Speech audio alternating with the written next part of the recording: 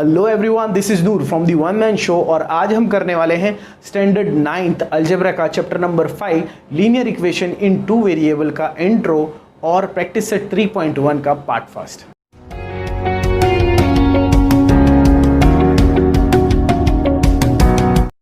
तो आइए दोस्तों शुरू करते हैं introduction of linear equation in two variables. ये शुरू करने से पहले सबसे पहले जानना होगा कि linear equation in two variable होता क्या है और इसे हम किस तरह से आइडेंटिफाई कर सकते हैं, किस तरह से पहचान सकते हैं। अगर आप लोगों ने देखा होगा, आप लोगों ने इससे पहले पॉलिनॉमल्स पढ़ा है। स्टैंडर्ड 7th में भी आपने पॉलिनॉमल्स पढ़ा था। स्टैंडर्ड 7th में आपने एडिशन ऑफ पॉलिनॉमल्स पढ़ा था, उसके बाद में सब्ट्रैक्शन ऑफ पॉलिनॉमल्स पढ़ा था और आपने पढ़ा था मल्टीप्लिकेशन ऑफ पॉलिनॉमल्स। फिर जब आप स्टैंडर्ड 8th में आए तो उसमें एक चैप्टर था, चैप्टर नंबर 10, उसके अंदर था डिवीजन ऑफ पॉलिनॉमल्स। तो ये पॉलिनॉमल्स में से ही इक्वेशन बनती है और लीनियर इक्वेशन भी उसी में से बनी हुई है। मैं आपको एक पॉलिनॉमल लिखकर बताऊंगा। सबसे पहले बहुत ज़्यादा बेसिक है, आप में से कई लोग जानते होंगे और शायद कई लोग नहीं भी जानते होंगे। अगर मैं लिखूँ 7x तो ये एक अलजेब्रिक एक्सप्रेशन है, ये एक पॉलिनॉमल है। अगर मैं कहूँ आपको इसमें से 7 क्या है तो 7 इज़ अ रियल नंबर जिसे हम देख सकते हैं। और what is x? x is a number, but ये हमने अज्यूम किया हुआ है, हम नहीं जानते कि x की जगह पर कौन सा नंबर है, इसीलिए ये x क्या है, हमारा अजम्पशन है। तो ये जो x है इसे कहा जाता है, इस x को हम कहते हैं वेरिएबल, इसे हम कहते हैं वेरिएबल। और इस 7 को हम कहते हैं कोएफिशिएंट, इसे हम कहते हैं कोएफिशिएंट। ठीक है, तो एक पॉलिनॉमल बनने के लिए एक वेरिएबल और एक कोएफिशिएंट की ज़रूरत होती है। मैं कह सकता हूँ the 7 is coefficient of x and the x is variable of 7। इस तरह से हम कह सकते हैं। Linear equation in two variables क्या होता है, देखिए ये 7x क्या है, ये 7x जो है ये एक पॉलिनॉमल है। अगर मैं इसको इक्वल टू लगा दूं और यहाँ मान लीजिए 0 ही लगा दूं तो सिर्फ एक इक्वल टू के साइन की वजह से ये एक इक्वेशन बन जाएगा। Now it is a equation. 7x plus 0 is a equation. सबसे पहली चीज़ है लीनियर। लीनियर का मतलब होता है जिसका पावर एक से वेरी ना हो, एक से ज़्यादा बड़ा ना हो। तो यहाँ पर अगर आप देखेंगे तो इसका पावर तो 1 ही है। वेरिएबल का जो पावर है यहाँ पर इट इज़ 1। अगर कुछ नहीं दिया हुआ तो इट इज़ 1, अगर 2 हो तो इट इज़ क्वाड्रिक, 3 हो तो इट्स क्यूबिक, लेकिन यहाँ पर 1 है तो ये लीनियर है, तो it is a linear equation. लेकिन क्या यहाँ पर 2 वेरिएबल्स है? नहीं, यहाँ पर सिर्फ एक ही वेरिएबल है। तो इसे मैं कह सकता हूँ linear equation in one variable. क्योंकि यहाँ पर एक ही वेरिएबल है तो ये कहलाएगा linear equation in two one variable. अगर कुछ इस तरह से मैं कर दूँ 7x is equal to 9x तो क्या हो जाएगा? तब भी ये रहेगा linear equation in two variable, क्योंकि ये भी x है और ये भी x है। मगर अगर ये ऐसे हो जाए 7x is equal to 9y तो एक बार x आया और दूसरी बार y। Now it is linear equation in two variables. तो 2 वेरिएबल होना चाहिए वो a b हो या c d हो या m n हो, l m हो, p q हो, x y हो या y z हो, उसके अंदर 2 वेरिएबल होना चाहिए। एक वेरिएबल से काम नहीं होगा और वो लीनियर होना चाहिए। कहीं पर भी वेरिएबल का पावर 1 से वेरी ना हो, 1 ही हो, 1 से बड़ा ना हो, और तीसरी चीज़ उसमें इक्वल टू का साइन हो। इससे आप पहचान सकते हैं कि linear equation in two variables है क्या। जैसे कि मैं 1-2 एग्जाम्पल बताता हूँ। मैं कह सकता हूँ a plus 5b is equal to 20, it is a linear equation in two variable. मैं कह सकता हूँ l plus 9m plus 20 is equal to 0, it is a linear equation. देखिए l है, m है, और l और m का जो पावर है वो एक से बड़ा नहीं है, एक इक्वल टू है। तो ये क्या हो गया, ये लीनियर भी है, इक्वेशन भी है और 2 वेरिएबल भी है। तो हम कह सकते हैं it is a linear equation in two variable.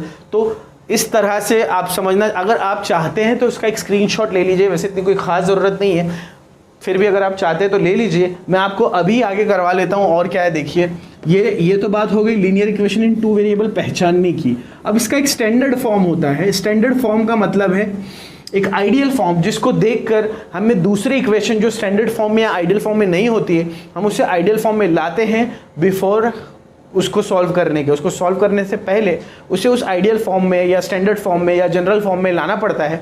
उस फॉर्म में लाने के बाद ही हम उसे सॉल्व कर सकते हैं, वरना गलती होती है।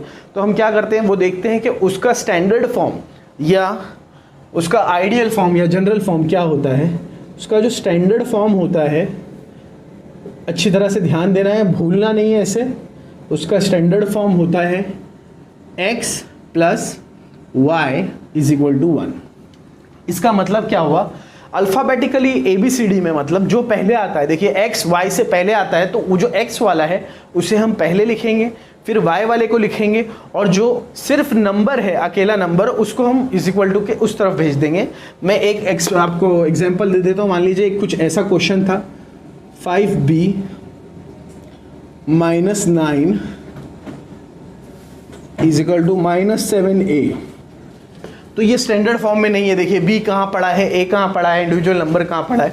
तो इसे हमें सबसे पहले स्टैंडर्ड फॉर्म में लाना होगा। उसे लाने के लिए देखिए पहले x वाला था, अल्फ़ाबेटिकली जो पहले आता है वो, तो इस -7a को मैं इधर ले आऊँगा, ये हो जाएगा +7a। फिर ये 5b इधर ही रहेगा तो +5b, और ये जो 9 है ये चला जाएगा उधर, तो -9 हो जाएगा +9। अब ये आ गया है स्टैंडर्ड फॉर्म में। या तो कुछ हो सकता है ऐसा दिया हो कि m + 5 is equal to -3n।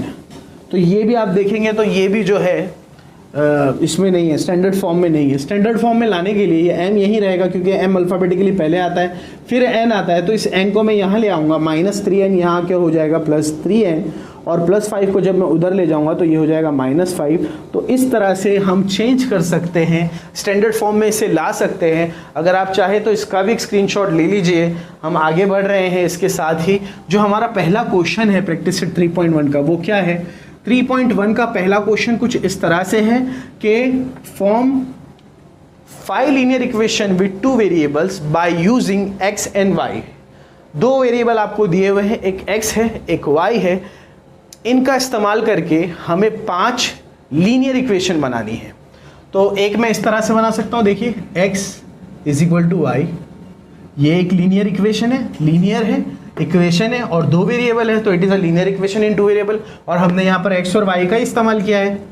दूसरा वाला देखिए, दूसरा वाला मैं इस तरह से बना सकता हूँ, जो हमारा स्टैंडर्ड फॉर्म है वो लिख देते हैं, x + y is equal to 1।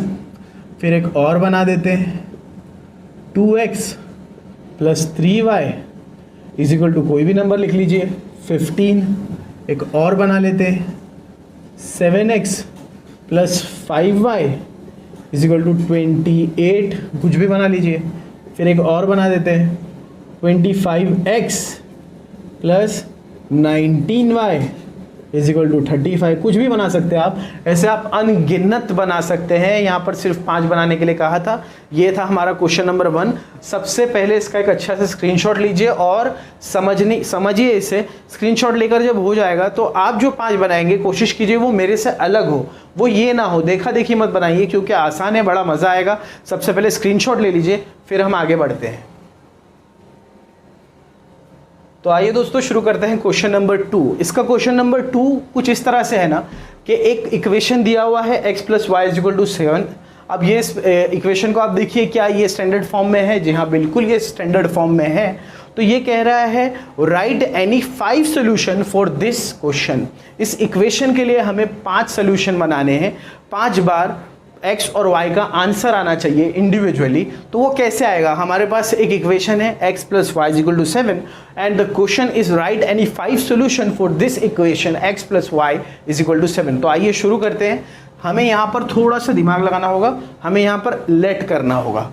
तो पहले एक बार लेट करते हैं x को, लेट x = 0। तो ये जो x है इसकी जगह पर मैं क्या लिखूंगा? 0 + y = 7। 0 + y will be y = 7। इसका मतलब अगर मैं x को 0 लेता हूँ तो मेरा y कितना आता है? 7 आता है। एक बार हो गया। अब लेट x = 1। इस बारी हमने x को क्या लिया है? 1 लिया है। तो यहाँ पर x प्लस वाई था, तो x की जगह पर क्या लिख दूंगा 1 plus y is equal to 7। ये y यहाँ इसी तरह रहेगा, ये 1 यहाँ प्लस में वहाँ जाएगा तो 7 माइनस 1 हो जाएगा, and hence the value of y will become as 6। तो अगर मैंने x को 1 लिया तो y कितना हो गया दोस्तों, y हो गया 6। अब करते हैं let x is equal to -1।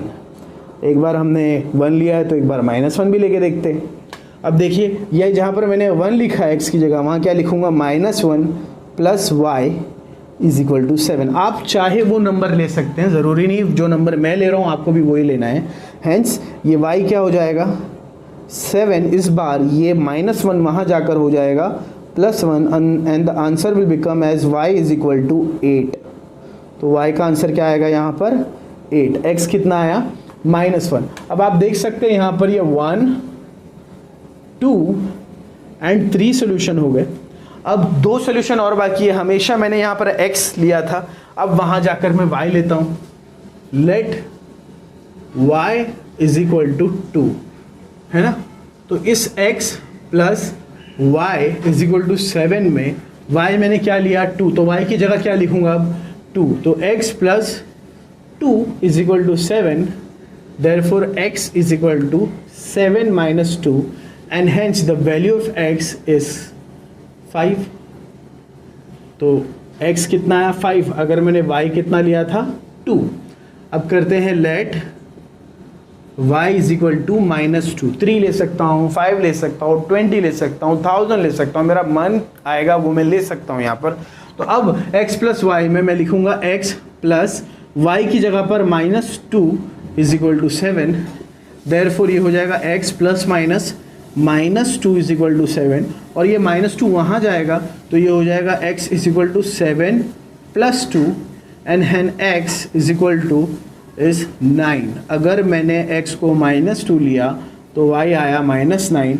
ये क्वेश्चन के 5 अलग अलग सॉल्यूशन हैं। आप चाहे तो यही कॉपी कर लें, आप चाहे तो आप अपने नंबर डालकर इम्प्लीमेंट कर कर देख सकते हैं आंसर किस तरह से आएगा। सबसे पहले एक स्क्रीनशॉट ले लीजिए इसका। और ये था पार्ट 1 का एंड 3.1 का। पार्ट 2 में हम देखेंगे कि साइमल्टेनियस इक्वेशन को कैसे किया जाता है।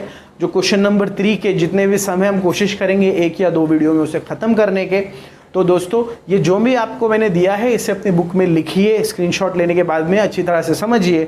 अगर समझ में ना आए, कोई डाउट हो या सजेशन हो तो मुझे मेरे कमेंट बॉक्स में पूछिए। और अगर वीडियो अच्छी लगती है तो please do like, share, subscribe and press the bell icon. This is Noor from the one man show signing of.